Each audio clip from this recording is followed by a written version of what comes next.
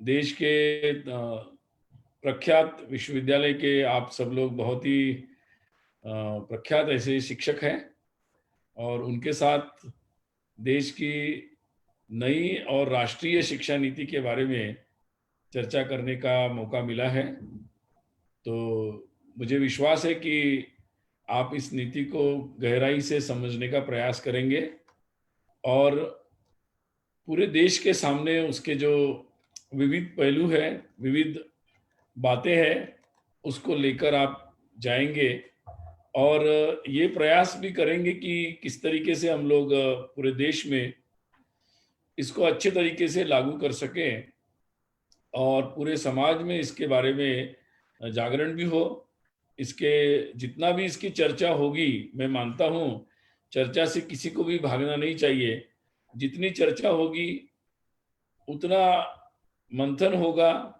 तो जैसे कहा गया है कि वादे वादे जायते तत्त्वबोधा। तो मुझे लगता है कि उतना ही अच्छा इसमें से निकल के आएगा और इसलिए इसकी चर्चा होना बहुत ज़रूरी है। मैं हमेशा सोचता हूँ कि हम लोग लोकतंत्र में हैं, तो जितनी चर्चा इस पॉलिसी के बनाने के लिए हुई, पहले लगता था कि बहुत लंबा हो गया, काफ़ी समय लग गया, एक रिपोर्ट बनी, फिर दूसरी रिपोर्ट बनी। लेकिन अब जब पीछे मुड़कर देखते हैं, तो लगता है कि पूरे देश में केवल एकेडमिक कम्युनिटी नहीं, तो समाज के हर तरह के लोगों से इसकी चर्चा हुई है, उनके इनपुट आए हैं और इसलिए आज की परिस्थिति में मैक्सिमम पॉसिबिलिटीज़ है कि ये पॉलिसी पूरे देश के लिए अच्छी है और मैक्सिमम पॉसिबिलिटी है कि ये देश में लागू भी हो सकती है और मैक्सिमम पॉसिबिलिटी है कि इससे हम जो निष्कर्ष देखना चाहते हैं, एक समग्र परिवर्तन देखना चाहते हैं, 21वीं सदी और आने वाली सदियों के लिए ऐसे एक भारत का निर्माण हम चाहते हैं, उसके लिए ज़रूरी जो हमारी युवा पीढ़ी और उनकी शिक्षा है, उसको मुझे लगता है कि हम इसके माध्यम से देख सकते हैं और इसलिए बहुत सारी आशाओं से आज पूरा समाज इस शिक्षा नीति को देख रहा है और मुझे लगता है कि ये निश्चित रूप से मैंने जितना ड्राफ्ट देखा और समझा है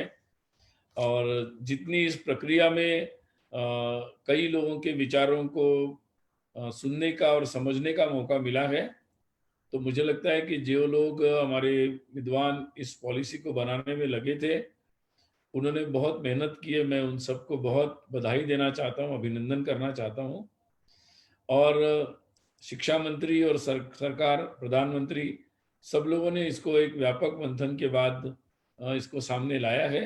तो सबको मैं बधाई और धन्यवाद करना चाहता हूँ कि एक काफ़ी बड़ा एक राष्ट्रीय कार्य आज हमारे देश में हुआ है।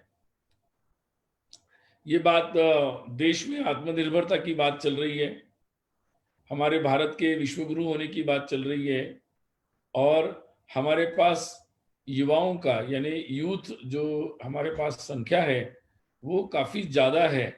इसके बारे में हम लोग कई सारे स्टैटिस्टिक्स हमारे सामने आते हैं और इसलिए हम अगर इन युवाओं को, हमारे आने वाली पीढ़ी को अगले समय के लिए अगर उनको अच्छे से तैयार करते हैं, तो बहुत सारी समस्याओं का समाधान उसमें से निकल सकता है और हम काफ़ी आगे बढ़ सकते हैं। इन बातों के बारे में जब हम विचार करते हैं, तो ये बात भी समझ में आती है कि किस तरीके से किस तरीके से हम लोग जहाँ भी हम लोग सोचते हैं, जैसा भी सोचते हैं, तो उस संदर्भ में शिक्षा नीति के कई पहलुओं को देखने की ज़रूरत है। मैं प्रयास करता हूँ कि कुछ उसके जो मुख्य बिंदु है, उसको सामने रखूँ और मेरा उसके बारे में जो दृष्टिकोण है, वो भी आपके सामने रखूँ। सबसे पहले तो मैं ये मानता हूँ कि ये शिक्षा नीति ने एक ऐसा विचार किया है कि एक समग्र विचार किया है। यानी व्यक्ति को केवल एक कई बार हम लोग चर्चा करते हैं कि केवल डिग्री पाना और उसके बाद कुछ नौकरी पाने के लिए आगे आना। वहाँ भी लोग कहते हैं कि डिग्री लेकर आए लेकिन बेसिक चीज़ इनको आती नहीं और जीवन में भी बहुत प्रकार की समस्याओं का वो लोग अनुभव करते हुए हम देखते हैं। इसलिए इस शिक्षा में एक बहुत अच्छी बात की गई है कि संपूर्ण मनुष्य के विकास, और इसीलिए केवल एक अपना विषय कोई पकड़ के उसी के लिए कुछ तैयारी करना, ऐसा नहीं। तो जीवन को सामने रखकर शिक्षा में अपने स्पेशलाइजेशन के साथ साथ, अपने कोर सब्जेक्ट के साथ साथ जीवन के लिए उपयोगी, अपने करियर के लिए उपयोगी अन्य बातों का भी अध्ययन करने की छूट। मुझे लगता है कि जेएनयू के पोस्ट ग्रेजुएशन और रिसर्च में इंटीग्रेटेड या इंटरडिसिप्लिनरी जिसको हम बोल सकते हैं, उसका काफ़ी प्रैक्टिस बहुत सालों से हुआ है। आज मुझे लगता है कि अंडर ग्रेजुएट के कोर्स में, स्कूल में और देश भर में इसको लागू करने की घोषणा हुई है। तो मुझे लगता है कि आप सभी जेएनयू के शिक्षकों का जो इसमें अनुभव है, वो अनुभव साझा करने का ये समय है, ताकि देश भर में इस प्रकार की जो नीति सामने आई है उसको ठीक तरीके से लागू कर सकें। और उस समय जिन बातों का ध्यान रखना ज़रूरी है, ये भी आप लोग अगर सामने लाते हैं तो मुझे लगता है उसका बहुत सारा उपयोग इस शिक्षा नीति के क्रियान्वयन में होगा। एपीजे अब्दुल कलाम के 2020 के भारत की कल्पना, और उन्होंने विद्यार्थियों पर, स्कूली विद्यार्थियों पर जो एक जोर दिया था, मुझे लगता है कि बिल्कुल उनकी जो कल्पनाएं थी उसको एक प्रतिबिंब के रूप में, एक रिफ्लेक्शन इस पॉलिसी में देखने को मिलता है। और बच्चों की न्यूमरसी, उनके फाउंडेशनल जो भी नॉलेज है उसके बारे में, और भारत के बारे में, इसमें एक नॉलेज ऑफ इंडिया नाम का भी एक पार्ट जोड़ा गया है नीति में, कि जो हर विद्यार्थियों को स्कूल में पढ़ाया जाएगा, जिसमें भारत के बारे में, भारत के विविध प्रकार की विविधताओं के बारे में, उसकी विशेषताओं के बारे में विद्यार्थी जानेंगे, और उसका जो नॉलेज का जो निर्माण भारत में हुआ है उसके बारे में भी जानेंगे। तो ये बहुत महत्वपूर्ण बात है मुझे लगता है। और आत्मनिर्भर भारत की बात जो देश में चल रही है, हमारे देश में आर्थिक दृष्टि से, आर्थिक उत्पादन की दृष्टि से, हमारे बाजारों की जो निर्भरता विदेशों पर कम हो और हम स्वयं आत्मनिर्भर बने, इस पर जो सारी चर्चाएं हो रही है, सरकारें प्लान भी बना रही है। मुझे उस दृष्टि से जो आत्मविश्वास से भरे युवाओं की देश को जरूरत है, कि जिनके अंदर आत्मविश्वास हो कि हम कर सकते हैं, हमारे पास वो हुनर है, वो नॉलेज है, हम अपनी परिस्थितियों को अपने अनुकूल कर सकते हैं। तो मुझे लगता है कि ये शिक्षा नीति उस दृष्टि से काफ़ी कदम आगे बढ़ाती है, और ये एंगेज करती है युवाओं को। इसमें बहुत सारी प्रैक्टिकल बातें हैं कि कैसे वो प्रत्यक्ष कला के माध्यम से कलाकारों से जुड़ेंगे, वो कैसे अलग अलग प्रकार की व्यवहारिक बातों से कैसे जुड़ेंगे। तो ये जो प्रैक्टिकेबिलिटी है उसका भी, व्यवहारिकता, और सर्वेज करेंगे। हायर एजुकेशन में प्रोजेक्ट्स के बारे में भी कहा गया है। तो जो एक प्रैक्टिकली जुड़ना है व्यवहार के साथ, ताकि हम अपनी बात को इम्प्लीमेंट कर सके, तो मुझे लगता है ये जो जोड़ना है ये बहुत अच्छी तरीके से इस पॉलिसी में एक्सप्लेन किया गया है। दूसरा, ये लोकलाइजेशन भी है, कि जो स्थानीय ज्ञान है उसके बारे में, जो पारंपरिक ज्ञान है उसके बारे में, और जो कला क्षेत्र से और अलग अलग क्षेत्र से स्किल्स है उसके बारे में, ये सब नॉलेज को इंटीग्रेट किया गया है हमारे पाठ्यक्रमों में।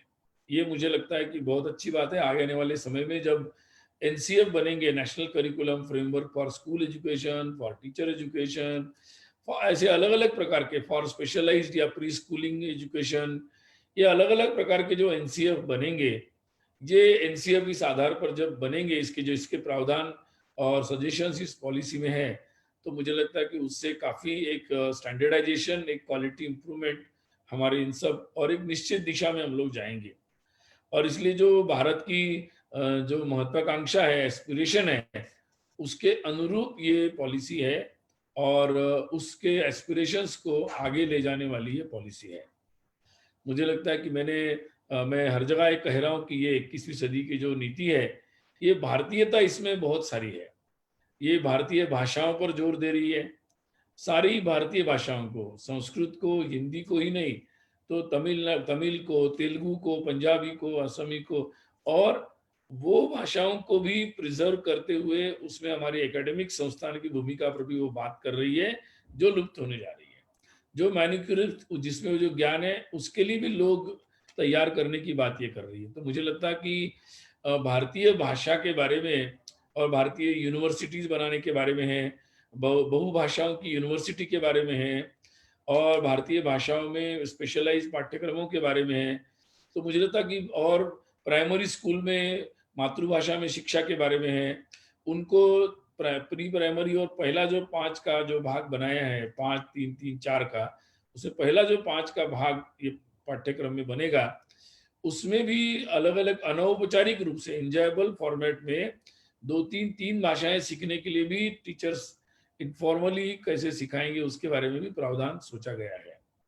तो ये रिसर्च बेस्ड है, जो रिसर्च हुए हैं सारे अभी तक, उन सबको मुझे लगता है कि डॉक्टर कस्तूररंगन, उनके जो साथी थे, और प्रोफेसर एम के श्रीधर, यार बहुत सारे लोग, उन्होंने इसको अच्छे तरीके से सारे रिसर्च को भी जो आप जैसे यूनिवर्सिटीज में सारे रिसर्च किए गए, साइकोलॉजिकल, एजुकेशन, इनपुट, आउटपुट, ये सभी चीज़ों के बारे में बहुत सारे तरीके से उसका आधार भी बनाया गया। और इसलिए भारतीय ज्ञान के बारे में इसमें है, हमारा जो पारंपरिक ज्ञान है, कला के बारे में, विज्ञान के बारे में, औषधियों के बारे में, संगीत के बारे में, टेक्नोलॉजी के बारे में, उत्पादन की प्रक्रियाओं के बारे में, ये जितने भी पारंपरिक प्रकार के ज्ञान है या शास्त्रों में जो ज्ञान है जो आज हम प्रयोग में नहीं ला रहे, उनके बारे में भी एक्सप्लोर करने का, अपनी भाषाओं को सीख कर जिन ग्रंथों में वो है वो भी बाहर लाने का, हर सब्जेक्ट से जोड़ने के बारे में भी ये बात करते हैं। इसे भारतीय आवश्यकताओं का ध्यान रखा गया। भारतीय उपलब्धता जो है, यानी हमारे पास जो नॉलेज है, हमारे पास जो अवेलेबिलिटीज है, हमारा जैसे हमारे जो स्किल्स है, उन सभी को इसमें अकोमोडेट किया गया है। मुझे लगता है कि ये भारतीय सृजन को, यानी इनोवेशन को भी इम्पोर्टेंस दे रहा है। अदरवाइज बाहर से हम पेटेंटेड चीजें लाएं, यहाँ प्रोडक्शन करें, नहीं, हम अपना खुद इनोवेट करेंगे। हमारी और केवल स्पेशलाइज कुछ यूनिवर्सिटीज और इंस्टीट्यूट्स नहीं, तो एनआरएफ का जो मेन टारगेट रखा गया नेशनल रिसर्च फाउंडेशन का, वो टारगेट ही कॉलेजेस और यूनिवर्सिटीज में रिसर्च को कैसे हम प्रोत्साहन दे सकते हैं, और इसमें जो टॉप यूनिवर्सिटीज होगी वो कैसे उनको इसमें प्रोत्साहित करेगी, इसके बारे में, उनको इंडस्ट्री से कैसे जोड़ेंगे, टॉप नेशनल रिसर्च इंस्टीट्यूट से कैसे जोड़ेंगे, इसके बारे में पूरा उसका जो एनआरएफ का उद्देश्य रखा गया, उसमें इन सब बातों के बारे में कहा गया है। मुझे लगता है आप जैसे लोगों को इसके बहुत डिटेल जाकर इसके क्रियान्वयन के बारे में एसओपीज या प्रोटोकॉल्स डेवलप करने की जरूरत है, ताकि इसको ठीक तरीके से उसके उद्देश्य के अनुसार नीचे तक पहुंचाया जा सके। ये भारत बाहर के विश्वविद्यालय में पढ़ने के जाना और ज्ञान लेके आना, या बाहर के विश्वविद्यालयों को यहाँ बुलाना, निश्चित रूप से टॉप भारत दुनिया के विश्वविद्यालयों को बुलाने की बात इसमें है, लेकिन वो वन वे नहीं है। इसमें भारतीय विश्वविद्यालयों को भी विश्व स्तरीय बनाकर दुनिया के विद्यार्थियों को अट्रैक्ट करना और दुनिया के में भारत के विश्वविद्यालयों का जाना, इन बातों के बारे में भी इसमें उल्लेख है, उसके लिए टारगेट है, और उस पर फाइनेंस, फंडिंग सिस्टम, ये सब के बारे में बातचीत की गई है। तो मुझे लगता है कि ये भारत के विश्वगुरु और आत्मनिर्भर बनने की दिशा में पूरी तरह भारतीयता से और भारत के आत्मविश्वास को जगाने वाली ये शिक्षा नीति की धारा है। उसकी फिलॉसफी भी वैसी है, और उसके जो सजेशंस है वो भी वैसे है, और उसके सिस्टम्स जो सजेस्ट की गई है वो भी उस तरह से आधार बनाती है, और उस तरह के टीचर एजुकेशन की भी बात इसमें की गई है। तो मुझे लगता है एक कॉम्प्रिहेंसिव है ये, जो हर तरीके से जोड़ती है। दूसरी एक बात मुझे लगता है कि ये प्री स्कूलिंग से लेकर हमारे रिसर्च फाउंडेशन तक, मतलब एक दायरा, इसका एक बहुत बड़ा दायरा इसमें हमें ध्यान में आता है। दूसरा, इसका दायरा डिसिप्लिन जो है रेजिमेंटेशन या सेगमेंटेशन से निकलकर एक व्यापक रूप में इंटीग्रेट या सिंक्रोनाइज करने वाला एक इसका जो तरीका है, वो मुझे लगता है हमारे लिए एक बहुत उपयोगी तरीका बनेगा। और जो इसके लिए जो हमारे लिए स्टूडेंट्स हमें चाहिए, वो स्टूडेंट्स कि जो अगर प्राइमरी से और प्री स्कूलिंग से उनको तैयार करना पड़ेगा। कई बार हम यूनिवर्सिटीज में देखते हैं कि हमें लगता है कि अगर इनको स्कूलों में अच्छा पढ़ाया होता तो हम शायद अच्छा कर सकते हैं, अब हायर एजुकेशन में आने के बाद हम इसमें कितना इंप्रूवमेंट कर सकते हैं, ये कई बार हमारे हायर एजुकेशन के टीचर्स कहते रहते हैं। और इसलिए इस पॉलिसी में बिल्कुल प्री स्कूलिंग तक पीछे जाकर वहां से ही बच्चों को उस तरीके से तैयार करने की योजना बनाई गई। इसलिए प्री स्कूलिंग पर सिलेबस है, प्री स्कूलिंग पर फंडिंग है, और उसके लिए टीचर्स का ट्रेनिंग भी है। और दूसरी बात, प्राइमरी स्कूलिंग में मूलभूत अक्षर ज्ञान यानी फाउंडेशनल लिटरेसी और संख्या ज्ञान, न्यूमरसी, सिंपल कैलकुलेशंस, नंबर्स के बारे में, ये सब को बहुत ज़्यादा महत्व दिया है। यानी रट्टा मार की जगह ज़्यादा सब्जेक्ट्स और ज़्यादा कुछ न आना, इसकी जगह सिलेबस कम करना। और ये फाउंडेशन, यानी जैसे हम लोग स्वामी विवेकानंद कहते थे कि what is education, so how to learn and what to learn, ये सीखना मतलब एजुकेशन है।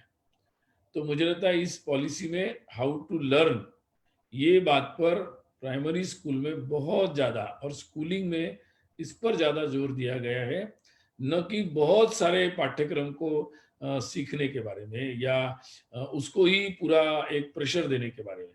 तो ये मुझे लगता है कि काफ़ी अच्छी चीज़ है। और जब हम हायर एजुकेशन में आते हैं तो वहाँ जिस तरह के चॉइसेस के बारे में ओपनिंग अप हुआ है, तो जो विद्यार्थियों को, कई लोगों ने मुझे प्रश्न पूछा कि ये इतने सारे डिसिप्लिन लोग के विद्या सब्जेक्ट इधर उधर करेंगे तो क्या होगा, और जो हमें आज स्पेशलाइज्ड लोग चाहिए वो नहीं मिलेंगे। मुझे लगता है शायद उन्होंने पढ़ा नहीं है। पॉलिसी में बहुत ही स्पेसिफिक लिखा है कि विद द स्पेशलाइजेशन जो होगा सब्जेक्ट में, उनके साथ ये बातें करनी है। There should be no negligence about the specialisations. और इसलिए इस बारे में भी मुझे लगता है बहुत साफ तरीके से लोगों के सामने विषय लाने की हम लोगों को जरूरत है। दूसरा, ये भाषा के बारे में जो बात कही गई है, मुझे लगता है कि इसके बारे में बहुत सारे शोध हुए हैं और ये बात सामने आई है कि प्राइमरी में मातृभाषा, तो मुझे लगता है कि, और बहुभाषा, तो आज बहुत सारी ज़रूरत होगी कि जो एक्सपर्ट्स हैं, आप जैसे यूनिवर्सिटी में बैठे हुए, उनको विविध प्रकार के सब्जेक्ट्स को अलग-अलग भारतीय भाषाओं में उपलब्ध कराने के बारे में एक बहुत बड़ा मेजर प्रोजेक्ट के रूप में देखना पड़ेगा। उसके बारे में सरकार के प्रोविज़न्स आएँगे। मुझे लगता है कि इस पर देश के प्रमुख विद्वानों को, क्योंकि ये मूलभूत बात होगी, अलग-अलग भाषाओं में इन सारे ज्ञान को उपलब्ध करना, जो भारतीय भाषाओं में ज्ञान है और उस भाषा के जो एक्सपर्ट हैं, उनको ढूँढकर ऐसे प्रोजेक्ट बनाना कि वो ज्ञान को भी हम आज की भाषा में और आज के भाषावली में, शब्दावली में उसको व्यक्त करने के लिए वैसे पाठ्यक्रम लेकर आए। तो मुझे लगता है आप जैसे लोगों के लिए बहुत सारे काम हैं, बहुत सारे प्रोजेक्ट्स हैं, उसी में इसकी जो सफलता है। लेकिन जब भारत को आत्मनिर्भर बनाना है, आत्मविश्वास से परिपूर्ण बनाना है, तो इतनी लंबी चौड़ी मेहनत मुझे लगता है कि बहुत ज़रूरी है। आने वाले समय में एनसीएम भी बनेगा, स्कूल एजुकेशन के लिए एनसीईआरटी बनाएगी। उसमें भी बहुत सारे ये सारी बातें किस तरीके से आए, इस पर भी बहुत सारा काम टीचर कम्युनिटी को, खासकर आप जैसे टीचर यूनिवर्सिटीज़ के टीचर्स को काफ़ी सारा इसमें होमवर्क करने की ज़रूरत है। और मुझे लगता है कि आज ये लक्ष्य भी इस पॉलिसी में है। तो बहुत दिनों से हम लोग कहते थे कि भई हम लोगों की सिस्टम में हम लोग विद्यार्थियों को आउट करते रहते हैं। फेल का स्टैम्प लगाकर हमारी सिस्टम से हर लेवल पर आउट करते रहते हैं। और हम लोग हमेशा कहते थे कि 100% लोगों के बारे में चिंता होनी चाहिए, उनके बारे में व्यवस्था होनी चाहिए, एक जैसा नहीं होगा। तो अभी मुझे लगता है कि ये 100% लोगों को शिक्षा में जोड़ना, स्कूली शिक्षा में 2 करोड़ लोग जो इधर से बाहर निकलते हैं, उनको भी फिर से जोड़ना, उसकी भी बात की गई, उसके लिए फंडिंग है, व्यवस्था है। तो मुझे लगता है कि कोई भी पीछे न छूटे, सब लोग साथ में जुड़े, वो चाहे अनुसूचित जाति के हो, जनजाति के हो, इकोनॉमिकली बैकवर्ड हो, सोशली बैकवर्ड हो, गाँव में रहते हो, दूर-दराज में रहते हो, पहाड़ में रहते हो, या किसी तरीके से डिसेबिलिटीज़ से हो, फिजिकल हो, हियरिंग या लर्निंग डिसेबिलिटीज़ से हो, चाहे हमारे देश में महिलाएँ, लड़कियाँ हो, तो मुझे लगता है कि कोई भी प्रकार से, या मैं अंग्रेजी नहीं जानता, मैं कोई भाषा हिंदी नहीं जानता, तो अपनी ही भाषा में वो फिर से आगे आने का प्रयास कर सकते हैं। और ये सब जो बातें हैं मुझे लगता है बहुत ही इंक्लूसिव है और हर एक के लिए प्रावधान किए गए हर स्तर पर। जैसे लड़कियों के लिए 12वीं तक शिक्षा के लिए एक्सटेंशन करने की बात इसमें कही गई। जो डिप्राइव्ड क्लास है, एससी, एसटी और हर तरह के, जिनको सोशली इकोनॉमिकली डिप्राइव्ड ग्रुप्स कहा गया है, उनके लिए क्लियर कट डायरेक्शंस दिए कि उनका जीईआर कैसे बढ़ेगा, उसके लिए फाइनेंशियल असिस्टेंस कैसे होगा, उसके लिए स्पेशलाइज्ड एडिशनल ट्रेनिंग्स कैसे होंगे, टीचर्स को उसके लिए सेंसिटाइज कैसे किया जाएगा। ये कई सारी बातें इसमें की गई है। और ऐसे समूहों को जो स्कॉलरशिप दी जाती है, उसके लिए एक नेशनल स्कॉलरशिप पोर्टल की बात इसमें की गई है, जिससे मैं तो विद्यार्थी संघ परिषद में रहा और बहुत समय देखा कि स्कॉलरशिप आई है लेकिन विद्यार्थी तक नहीं पहुंची और पता भी नहीं चल रहा है कि कहाँ है। तो मुझे लगता है कि ये बहुत अच्छा सॉल्यूशन इसमें होगा, इसमें ट्रैकिंग भी होगा कि विद्यार्थी को भी पता चलेगा कि कहाँ मेरी स्कॉलरशिप कहाँ तक आई, क्यों नहीं आई, रीजन क्या होगा, सरकार को भी मालूम रहेगा कहाँ तक स्कॉलरशिप गई है, कहाँ नहीं गई। तो ये मुझे लगता है कि जो फैसिलिटीज जो उस समय मिलनी चाहिए, तत्काल मिलनी चाहिए, तभी हमारे बिल्कुल आर्थिक दृष्टि से जिनकी और सामाजिक दृष्टि से पिछड़ापन है, उसमें कोई पीछे न रहे, तो समय पर इसका ध्यान दिलाया जा सके। लोकतंत्र में बहुत सारे लोग हैं कि जो जिनके लिए भी ये उपयोग होगा, जो सामाजिक कार्यकर्ता है, एक्टिविस्ट है, उनके लिए भी उपयोग होगा कि वो भी जो समाज की मदद करना चाहते हैं उनके लिए भी ये ट्रैकिंग करने से मुझे लगता है कि काफी अच्छा, कोई भी पीछे न छूटे, ये जो सूत्र है इसके लिए काफी अच्छा होगा। दूसरी बात मैं ये कहना चाहता था कि ये इसमें एक विशालता की बात है कि छोटे छोटे कॉलेजेस नहीं, तो बड़े कॉलेजेस, बड़ी यूनिवर्सिटीज, बड़े रिसर्च की व्यवस्था, कॉलेजेस भी मल्टी डिसिप्लिनरी, ये जो बात की गई है, मुझे लगता है हमारे जैसे 130 करोड़ के देशों के लिए इस तरह की एक लार्जर सोच, एक वॉल्यूमनस जिसको हम कहेंगे, ऐसी सोच का होना बहुत जरूरी था। तो इसमें 2020, 2021, 2025, 2030, 2035, 2040 ऐसे अलग अलग लेवल पर अलग अलग लक्ष्य रखे गए हैं, ताकि अगले 15-20 वर्षों में हम बिल्कुल उस लक्ष्य तक पहुंच जाएं और एक विशाल व्यवस्था हमारे देश में तैयार हो, ये बात भी की गई है। एक आजकल दुनिया में लिबरल आर्ट्स वगैरह बोलते हैं, हमारे देश में तो नालंदा तक्षशिला में भी विविध प्रकार की इंटीग्रेशन किया जाता था और कई प्रकार की 64 कलाएं, विद्याएं, ये सब पढ़ाने की बातें थी और उसके एक समग्रता आती थी। तो अभी मुझे लगता है इस पॉलिसी में होलिस्टिक एंड मल्टीडिसिप्लिनरी एजुकेशन के बारे में बात की गई है। ये बहुत क्रांतिकारी है और जिससे मुझे लगता है कि ये जो 4 वर्ष का पाठ्यक्रम है, हर लेवल पर ऑनरेबल एग्जिट है और इंक्लूडिंग वोकेशनल एजुकेशन 50% तक पहुंचने का, जीईआर को पहुंचाने का हायर एजुकेशन का लक्ष्य रखा गया। ये मुझे लगता है काफ़ी एम्बिशियस और काफ़ी देश के लिए एक नई आशाएं लेकर आया है। तो इस दृष्टि से ये मुझे लगता है काफ़ी एम्बिशियस है और उसके लिए एक व्यवस्था भी है। दूसरा मुझे लगता है ऑनरेबल एग्जिट है, जैसे स्कूल में भी है स्किल्स के साथ, यहाँ पर भी हर एक लेवल पर ऑनरेबल एग्जिट है। First year, second year, fine 3 years course, 4 year, उसके बाद पीजी में 1 साल का पीजी, उसके बाद डायरेक्टली रिसर्च में जाना। तो मुझे लगता है ये हर चीज को, जिस चीज को हम लोग कहते रहते थे, उस चीज को, काफी चीजों को इसमें रिफ्लेक्शन मुझे देखने को मिल रहा है। और ये वैश्वीकरण जो आगे का होगा, ये वन साइडेड नहीं होगा, केवल हमने बाहर से किसी की कॉपी नहीं की, तो हम अपने विश्वास, अपनी व्यवस्था, अपने देश के अनुकूल और अपने नॉलेज और अपनी सिस्टम के साथ हम लोग सामने आएंगे। ये मुझे लगता है काफी अच्छा इसमें है। एक बहुत सारे लोगों की मैंने टिप्पणियां भी देखी, तो सब लोग सामान्यतः यही कह रहे हैं कि नीति बहुत अच्छी है। बड़े बड़े मतलब सरकार के जो विरोधी होते हैं, उन लोगों ने भी बहुत सारी प्रतिक्रियाएं दी है कि नीति बहुत अच्छी है। क्रियान्वयन पर निश्चित रूप से उन लोगों ने चिंताएं व्यक्त की है।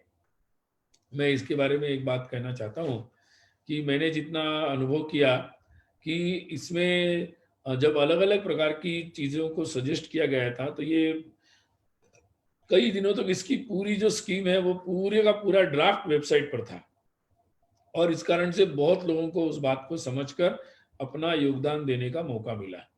और जो सरकार की नियामक संस्था है, जैसे मिनिस्ट्री है, नीति आयोग है, या प्रधानमंत्री कार्यालय होगा, या फाइनेंस मिनिस्ट्री होगी, तो हर एक स्कीम के बारे में बजट क्या होगा, वो फिजिबल होगा कि नहीं होगा, इन सब चीज़ों के बारे में मैंने जितना समझा, काफ़ी विस्तार से होमवर्क हुआ है। और इसलिए मुझे लगता है कि ये निश्चित रूप से इसमें लोगों का पार्टिसिपेशन है, इसलिए ये पॉपुलर है, इसलिए सरकार पर उसका एक दबाव रहेगा।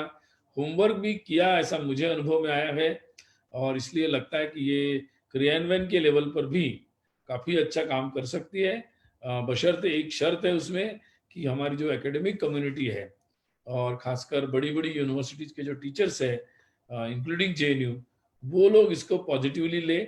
और मुझे लगता है कि जेएनयू टीएफ का ये बहुत बड़ा काम होगा कि अपने जेएनयू के टीचर्स को भी एक कंस्ट्रक्टिव तरीके से जागरूक करें कि वो विरोध के लिए विरोध नहीं, तो निश्चित रूप से इसको सक्सेस कैसे कर सकते हैं, उसमें कंस्ट्रक्टिव कंट्रीब्यूशन, क्रिटिसिज्म भी होगा तो कंस्ट्रक्टिव होगा, ताकि हम किसी चीज को क्रिटिसाइज कर रहे हैं तो हम साथ में एक सॉल्यूशन भी दे रहे हैं कि हाँ भाई, इसमें इसकी जगह ये करेंगे तो ज्यादा अच्छा होगा। तो ये मुझे लगता है कि कल्चर हमारे यूनिवर्सिटीज टीचर्स एसोसिएशन में डेवलप होने की जरूरत है, और जेएनयूटीएफ निश्चित रूप से उस दृष्टि से पहल करेगा, ऐसा मुझे पूरा विश्वास है। एक क्वालिटी के बारे में भी बहुत सारी बातें इसमें आई है, और उसको अगर मैं देखूं तो क्वालिटी की दृष्टि से तीन चार बातें हैं इसमें। एक सबसे महत्वपूर्ण बात क्वालिटी की दृष्टि से ये है कि टीचर्स ट्रेनिंग के बारे में बहुत एक ज्यादा ही क्रांतिकारी, रिवॉल्यूशनरी इसमें बातें की गई है।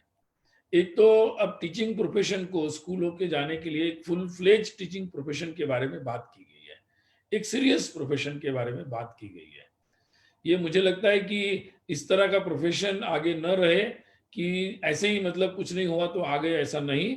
तो और प्रॉपरली विद प्रॉपर ट्रेनिंग, और केवल सब्जेक्ट ट्रेनिंग नहीं, तो विद्यार्थियों की जो उम्र होगी, चाहे स्कूल के हो या, तो उनकी उस उम्र के विद्यार्थियों की साइकोलॉजी समझना, उसको कैसे डील करना, उनके सरकार की स्कीमों को कैसे लोगों तक पहुंचाकर विद्यार्थियों का एंगेज करना, अपॉर्चुनिटीज के साथ उनको एंगेज करना, उनकी जो एक्स्ट्रा करिकुलर या को करिकुलर जो कहते हैं, उन एक्टिविटीज को अब इस नीति ने उनका भेद समाप्त कर दिया है। करिकुलर और co curricular they are equally important. इसलिए जो हमारे देश में होता था कि स्पोर्ट्स, कला, कोई भी चीज आप करने जाओ तो बोलते थे कि तुम पढ़ाई करो, वो भी किताबी पढ़ाई करो, बाकी छोड़ो। तो मुझे लगता है कि अब हर तरह की जो बातें, जो जिसको को करिकुलर कहते थे, गांव में जाना, सर्वे करना, किसी चीज का बाहर जाके अध्ययन करना, आउट ऑफ बॉक्स चीजों को समझना, देश की परिस्थिति को समझना, हैबिटेट स्टडीज करना, कला के बारे में जानना, स्पोर्ट्स के बारे में समझना, उसमें खेलना, ये जीवन के लिए जितने भी जीवन के अलग अलग प्रकार के क्रेडिट कोर्सेज करना, जिससे हम एडिशनली कुछ चीजें सीखे, भाषा सीखे, कोई टेक्निक सीखे, कोई नॉलेज सीखे। तो इन सब चीजों को अब एक मतलब को करिकुलर या ऐसे ही मतलब एक नॉन सीरियस चीज नहीं माना है, एक सीरियस चीज उसको रिकॉग्नाइज किया है। ये मुझे लगता है कि विद्यार्थियों के लिए तो बहुत बड़ी खुशखबरी है, और मुझे लगता है कि विद्यार्थियों के जीवन में कोई भी किसी प्रकार का एक साइकोलॉजिकल स्ट्रेंथ, जो इसको हम कह सकते हैं, तो कोई डिप्रेशन की बीमारी ना आए, तो अपने जीवन को बहुत ही एक स्ट्रेंथ के साथ वो पूरा कर सके, हर परिस्थिति का सामना कर सके, और अपने अंदर की जो हुनर है, स्किल है, उसको पूरी तरह एक्सप्लोर कर सके, अपने नॉलेज को। तो मुझे लगता है कि ये इस दृष्टि से ये बहुत अच्छा एक स्टेप हो रहा है।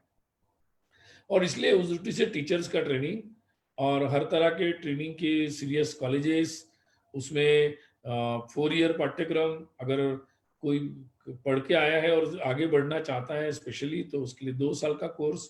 जो लोग पूरा पीजी कर लेंगे उनके लिए 1 साल का कोर्स, लेकिन वो स्टैंड अलोन इंस्टीट्यूशन में नहीं, तो जो सीरियसली 4 साल की पढ़ाई दे रहे हैं उसी इंस्टीट्यूट में वो चीजें होगी, तो उनका भी एक सीरियसनेस बना रहेगा। तो ये मुझे लगता है बहुत सारी चीजें हैं। दूसरा है एक्रेडिटेशन या नियामक मंडल जो बनाए गए हैं, जो जैसे ग्रांट के लिए, एक्रेडिटेशन के लिए, और जिसको हर तरीके से जो क्वालिटी एश्योरेंस के लिए, बहुत सारा के अलग अलग प्रकार के प्रोजेक्ट्स के लिए, रिसर्च के लिए, तो जितने भी ये वर्टिकल्स के बारे में इस पॉलिसी में कहा गया है, मुझे लगता है। और असेसमेंट में भी सेल्फ डिक्लेरेशन है, स्कूल में स्टूडेंट असेसमेंट के भी बहुत सारे तरीके दिए गए, जिसमें स्टूडेंट्स का भी पार्टिसिपेशन है, पीयर रिव्यू स्टूडेंट के लेवल पर भी है। तो ये बहुत ही क्रांतिकारी चीजें हैं मुझे लगता है। ये हमारे इनफॉर्मल टीचिंग को, प्रैक्टिकल टीचिंग को बहुत ज़्यादा बढ़ावा देगा, और एक्चुअली ये रट्टा मार की जगह नॉलेज बेस्ड बनेगा। तो ये, और मुझे लगता है ये अगर होगा, अपने आप ही रिसर्च को एक कंडीसिव एटमॉस्फेयर बनेगा, जिसके माध्यम से लोग आगे बढ़ सकते हैं और आगे जाकर इस तरह के काम कर सकते हैं। मैं और एक बात इसमें जोड़ना चाहता हूँ कि पहले हमारे यहाँ ये होता था कि भाई एग्रीकल्चर अलग है, मेडिकल अलग है। तो इस पॉलिसी में सारे legal education, agriculture education, medical education, उनके बारे में भी सुझाव दिए गए हैं, उन लोगों का भी कंसल्ट किया गया है। और उसको हर लेवल पे इंटीग्रेट करने का प्रयास किया गया। अगर आयुर्वेद है तो अगर पढ़ा रहे तो उसमें इम्प्रूवमेंट की बात की गई है। हमारे चिकित्सा ज्ञान में भी हर तरह की पैथीज को इंटीग्रेट करने के बारे में भी बात की गई है। तो ये मुझे लगता है, और उनमें ऐसे प्रोफेशनल कोर्सेस में भी भारतीय भाषा में उसको उपलब्ध करने की बात की गई है। तो ये मुझे लगता है कि काफ़ी सारे दरवाजे इससे खुलेंगे, काफ़ी सारे विद्यार्थियों के लिए अपॉर्चुनिटीज़ इसमें खुलेगी। और मुझे लगता है कि भारतीय भाषा, कला, संस्कृति, इसके बारे में इस पॉलिसी में काफ़ी इम्पोर्टेंस दिया गया है। उसके जो कलाकार हैं, उसके जो जानने वाले लोग हैं, इन सब चीज़ों के बारे में और उसके उत्सव, इन सब चीज़ों को बहुत ही इम्पोर्टेंस दिया गया है। तो मुझे लगता है कि ये काफ़ी अच्छी चीज़ें होगी। 6% जीडीपी के बारे में कहा गया है कि स्टेट और सेंट्रल मिलकर इसको आगे पूरा करने के बारे में प्रयास करेंगे। जैसे एससी, एसटी या जो भी इकोनॉमिकली, सोशियली डिप्राइव्ड है, उसके लिए नए नवोदय, केवीके और ट्राइबल एरिया में एनसीसी को बढ़ावा देना, ऐसे बहुत सारी चीज़ों के बारे में काफ़ी चीज़ें इसमें आई है। और शिक्षकों को जैसे जैसे ये बढ़ेगा तो सिलेबस और पेडोलॉजी के बारे में एक ऑटोनॉमी की भी बात इसमें आई है कि समय के साथ जैसे जैसे ये मल्टीडिसिप्लिनरी आगे बढ़ते चले जाएंगे, it will be simultaneously it will be given a functional और एकेडमिक फंक्शनल फ्रीडम जो है इसमें ऑटोमेटिक आता चला जाएगा। तो ये मुझे लगता है कि काफ़ी अच्छी चीज़ें हैं हमारे लिए। मुझे लगता है कि करणीय कार्य ये होगा कि देश भर में ऐसे सारे विषयों पर थोड़ा सा और काम करते हुए इस पॉलिसी को देश भर के टीचर्स तक, एकेडमिक दुनिया तक पहुंचाना, मीडिया के माध्यम से समाज में इसके बारे में अवेयरनेस करना। आप में से कई लोग हैं जो अलग अलग माध्यमों में जाते हैं, कई अपने यहाँ आप लोग रिसर्च प्रोजेक्ट लेते हैं, कई सेमिनार्स में जाते हैं और टीचर्स ट्रेनिंग भी आप लोग करते हैं। आपके एचआरडीसी और अन्य जगह जो होता है उसमें भी आप लोग पढ़ाने जाते हैं। तो मुझे लगता है कि इन सब आपके पास जो माध्यम, अपॉर्चुनिटीज उपलब्ध है, उनका उपयोग करें और बहुत सारे लोगों को इसके बारे में अवेयर करें और लोगों को जोड़ें। ये मुझे लगता है आज समय की बहुत बड़ी आवश्यकता है। और इसलिए इसमें टीचर्स आप लोगों के लिए भी रिसर्च के लिए काफ़ी मौका है।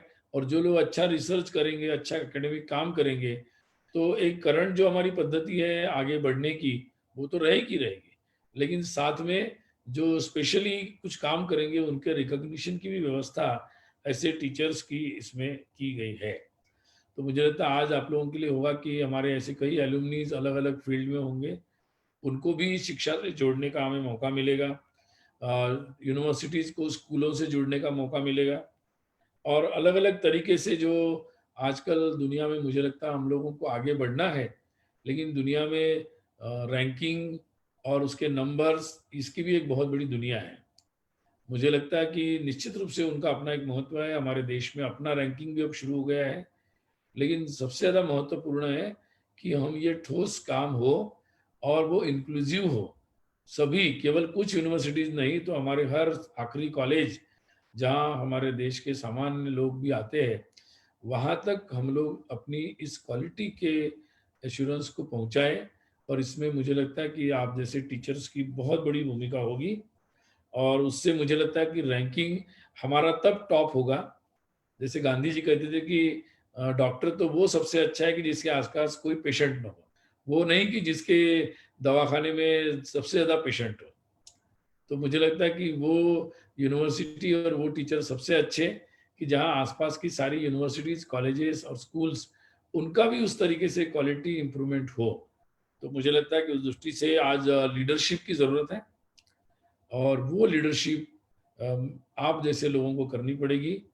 तो निश्चित रूप से पॉलिसी के सक्सेस होने में सरकार की भूमिका है, लेकिन उसमें बहुत बड़ी भूमिका आप जैसे टीचर कम्युनिटी और ऐसे यूनिवर्सिटी और विशेषकर जेएनयू यूनिवर्सिटी के आप जैसे लोगों की है।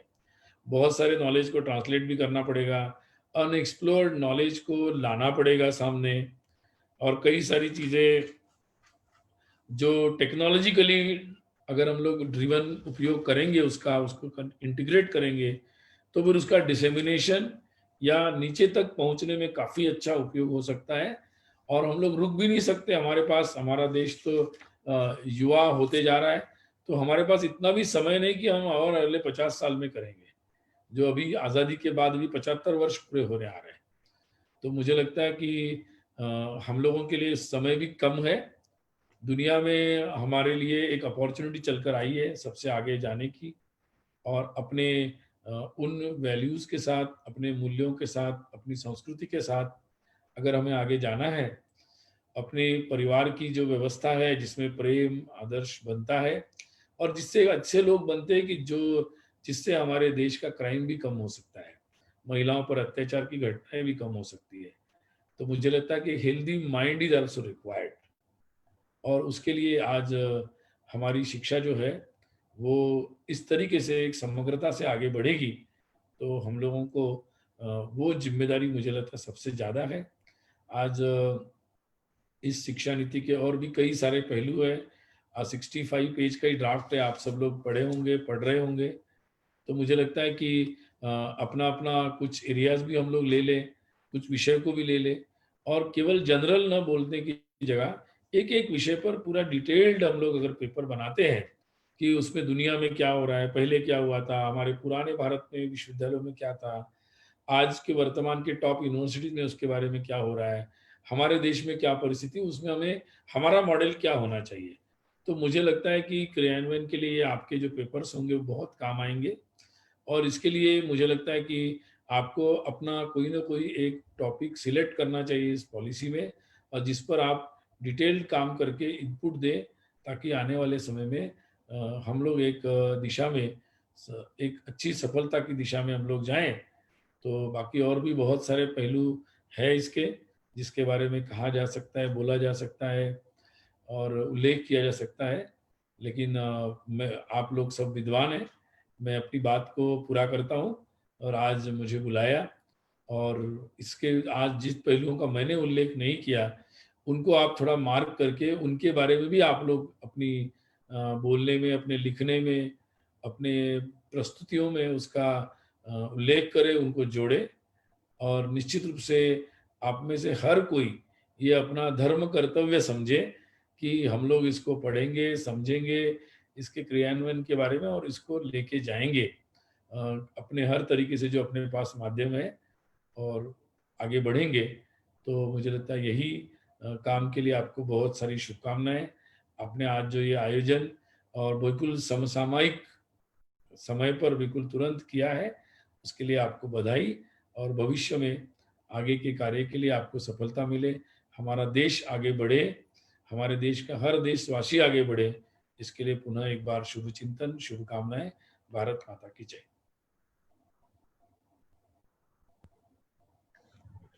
धन्यवाद माननीय सुनील जी।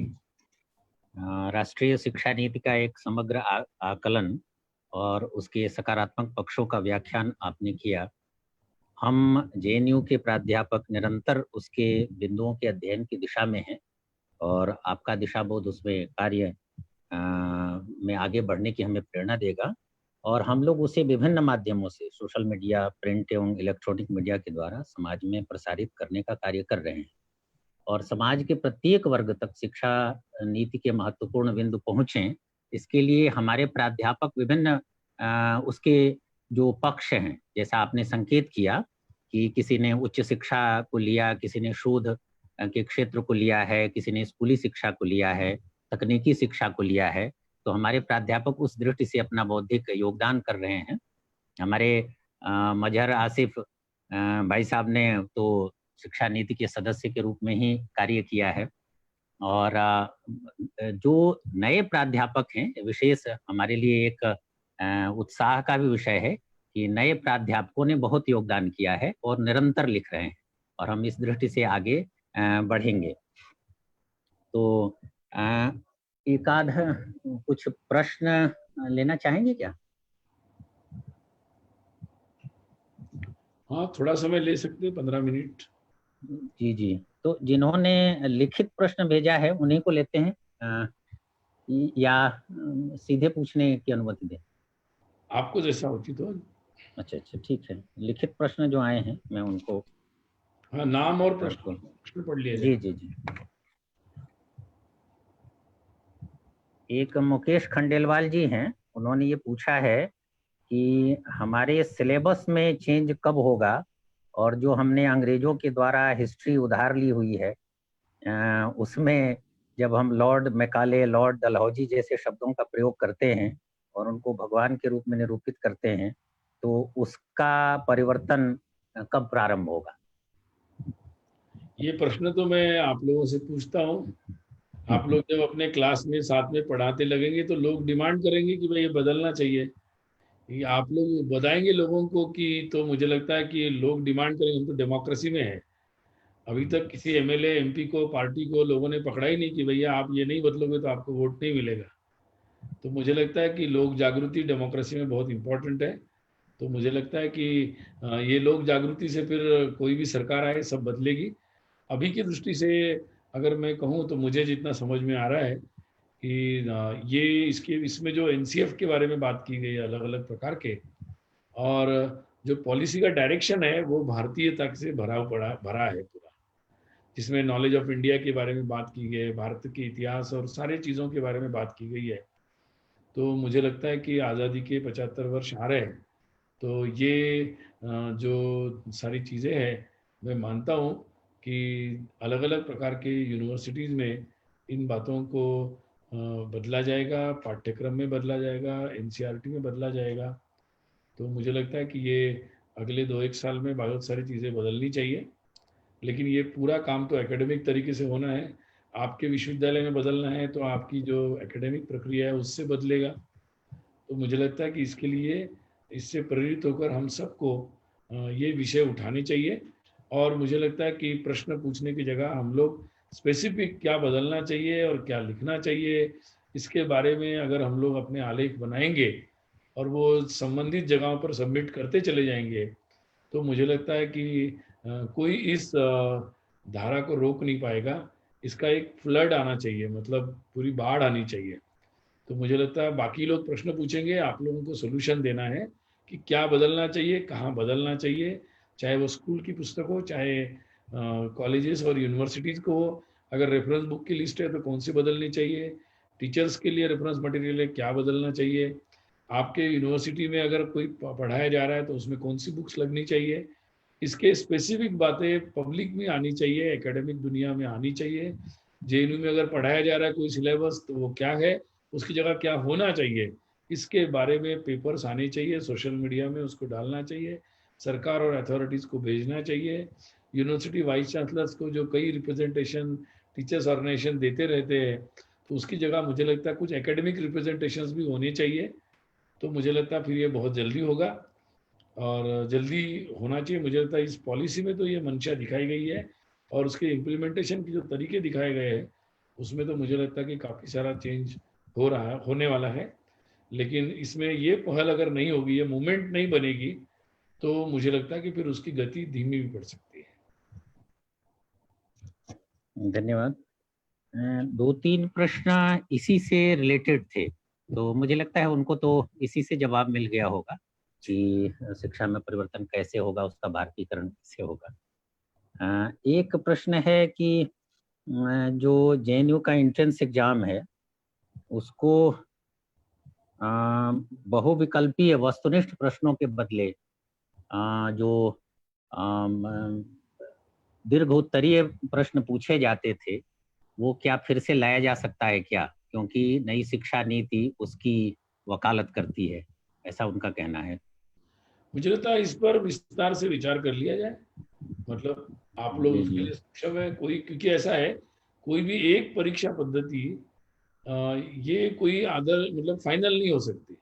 समय समय पर परिस्थिति और आवश्यकता देखकर मुझे लगता है कि उसमें बदलाव करते रहने पड़ते हैं, क्योंकि कोई भी ऐसी फाइनल नहीं हो सकती।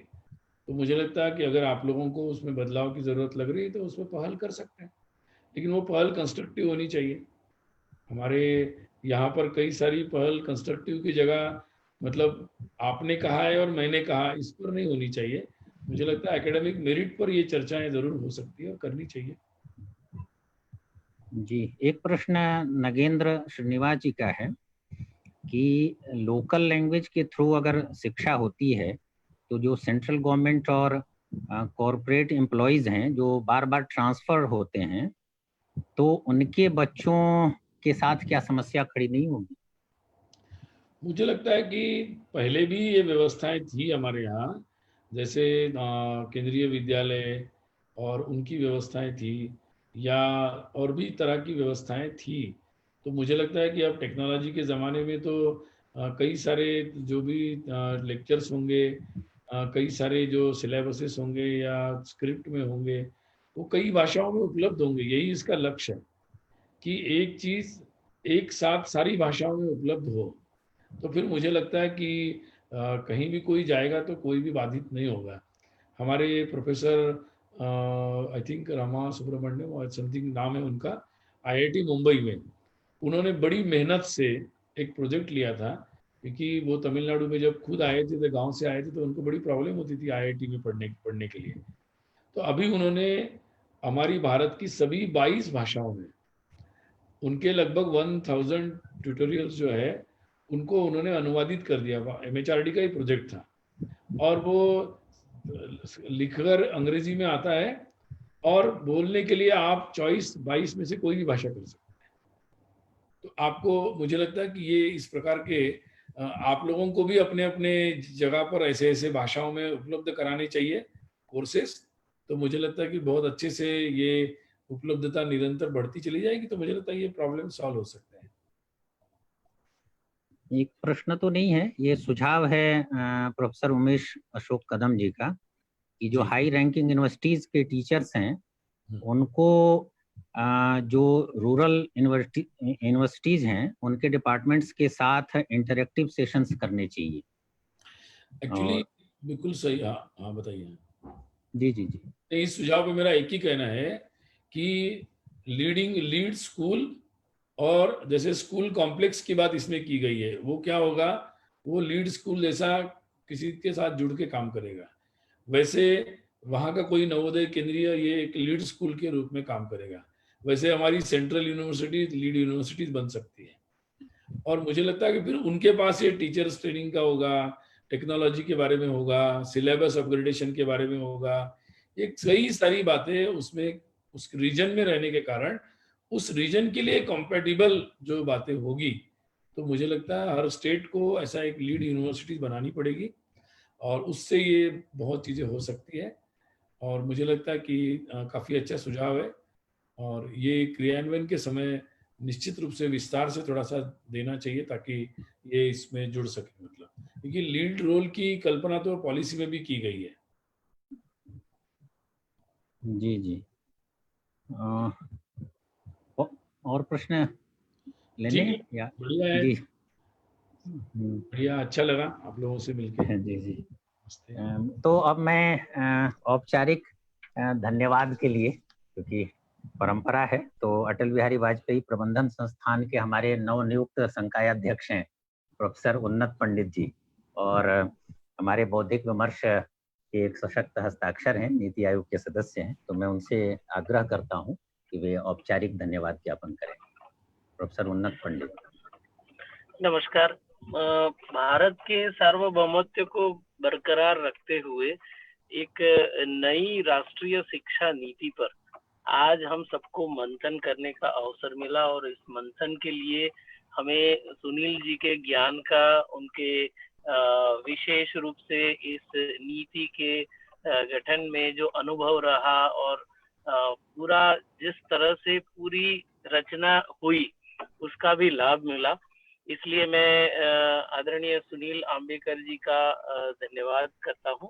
और आज इस नीति के मंथन के द्वारा हम सबको भी एक संदेश मिला है कि इस नीति को सकारात्मक रूप से पूरे भारत में सभी विश्वविद्यालयों तक पहुंचाने का एक हमारा कर्तव्य भी है, दायित्व भी है।